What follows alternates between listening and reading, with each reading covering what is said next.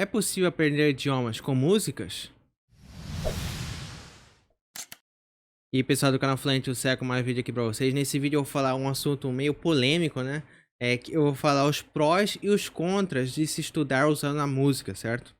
Bom, para resumir esse vídeo já de cara, logo, não quero ficar enrolando, eu já vou falar aqui que não é possível melhorar seu idioma apenas usando músicas como material, certo? Você tem que usar diversas maneiras, diversos tipos de materiais para você adquirir o idioma estrangeiro. Entretanto, usar músicas para praticar a técnica de shadowing é uma maneira excelente de evoluir a sua pronúncia. Shadowing, para quem não sabe, é uma técnica que você usa para imitar o nativo. Então, por exemplo, você tem um áudio de um nativo, aí você começa a tentar imitar ao máximo possível o nativo. Imitar a nuance, o ritmo que ele fala, para tentar ao máximo treinar o seu músculo da sua boca a ficar igual ao do nativo. Ou seja, acho que as músicas é um excelente material para praticar o shadowing, né? Porque se você for preferir entre um texto e uma música, eu acho que é melhor praticar usando a música, no shadow durante uma música. Porque pelo menos vai ser mais divertido, né? Você vai ter mais gosto, né, por o que você está fazendo, né?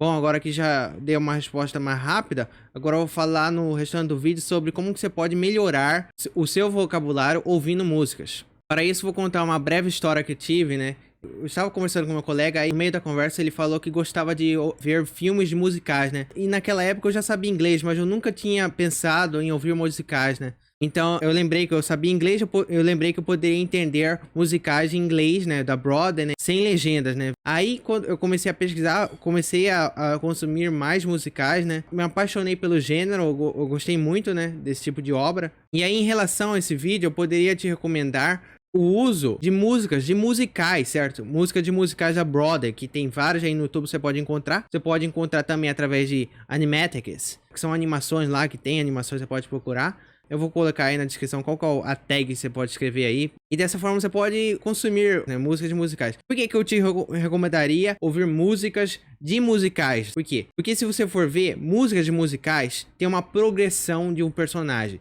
Geralmente a música tem a função de progredir uma história, progredir um personagem.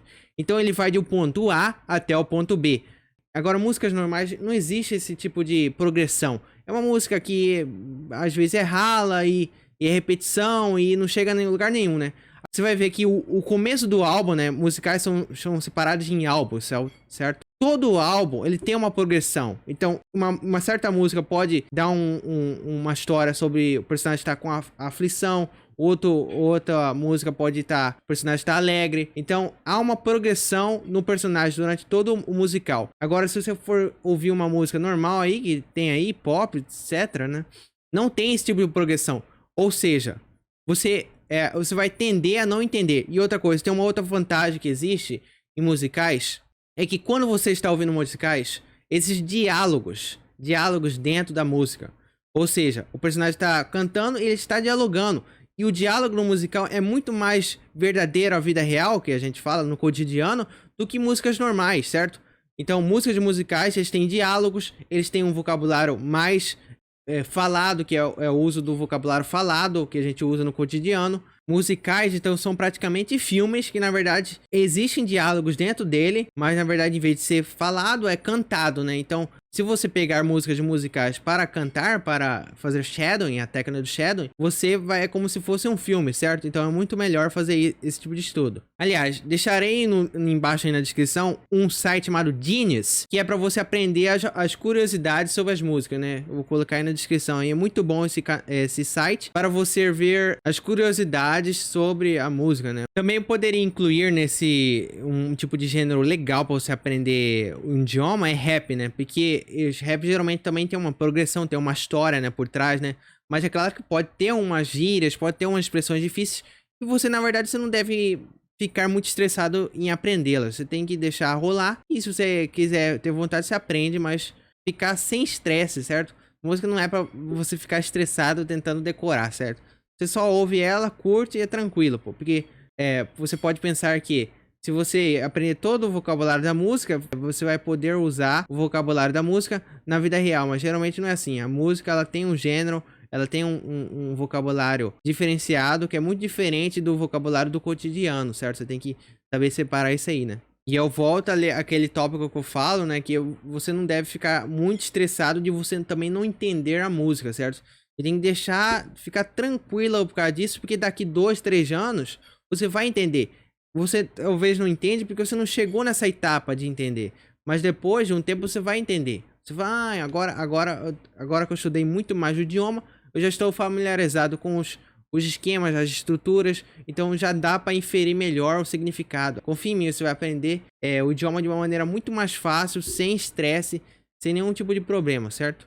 Agora, uma outra dica que eu posso te dar, caso você tenha um artista de música que você goste muito, veja no YouTube se existe alguma entrevista, algum podcast com esse artista, né? Porque se você gosta de um determinado artista, você vai gostaria de ver o que ele pensa, né? Qual que é os projetos que eles fazem, né?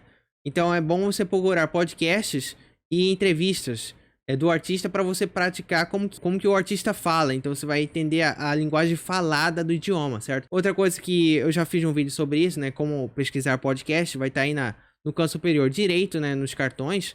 Você pode procurar aí, você pode achar qualquer coisa pelo site Listen Note. Então lá você pode pesquisar o nome do artista e você vai lá e pode escutar a entrevista. E você vai aprender muito mais assim do que escutando música. Minha teoria é que essas pessoas que perguntam sobre se é possível aprender um idioma com música, é que elas querem uma permissão para se divertir, certo? Mas você tem que entender, pessoal, que nem tudo é diversão. Você tem o tempo para estudar e tem o tempo para se divertir. É igual se você perguntar pro Cristiano Ronaldo: "Oi, Cristiano, como que você conseguiu se tornar o melhor jogador do mundo?" Ele vai falar assim, ele teve que ir na academia, teve que acordar 6 horas da manhã, teve que fazer dieta e treinar todo dia, né? Ele não aprendeu de uma noite pro dia, né? Ele teve que se esforçar. Você só vai se tornar fluente ou proficiente no idioma sofrendo, entendeu? Usando muito esforço, certo? Eu posso te dar até um outro exemplo. Se tiver uma pessoa A tem acesso à trilogia Senhor dos Anéis e ao dicionário online. E a pessoa B pode ouvir 100 horas de músicas.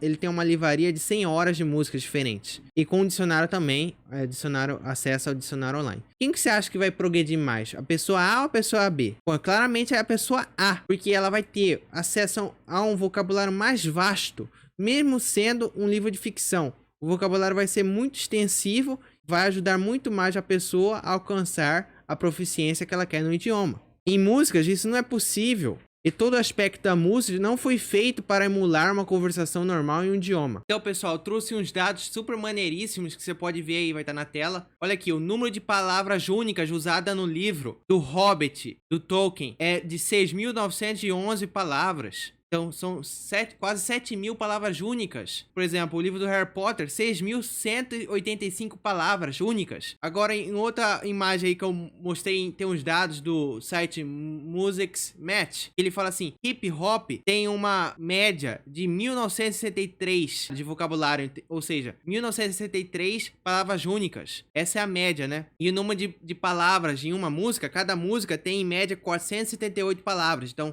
perto de 500 palavras por música. E outro gênero de música, por exemplo, poderia ser pop, com 1.188 palavras únicas. Isso aí, então você percebe assim, que os livros, eles têm muito mais palavras únicas do que músicas. E ainda tem um dado aí que eu vou deixar aí na descrição, né, da onde que eu peguei, que fala assim, quantas palavras tem o livro do Hobbit? Hobbit tem 95.356 palavras. Aí, se a gente pegar toda a trilogia do Senhor dos Anéis, incluindo o livro do Hobbit, vai dar cerca de 576.458 palavras. Então, olha o tanto de palavras que você vai encontrar no livro. E isso não tem como comparar em música, porque em música vai ter menos de 500 palavras, né, por música. Em resumo, em minha visão, vejo que existe vantagem e desvantagem de se aprender com músicas. As músicas são um modelo ideal para se treinar a técnica de shadowing, pois você irá se divertir enquanto treina os músculos da boca. Mas se você quer realmente aprender o idioma, recomendo que ouça a voz de nativos falando, normalmente.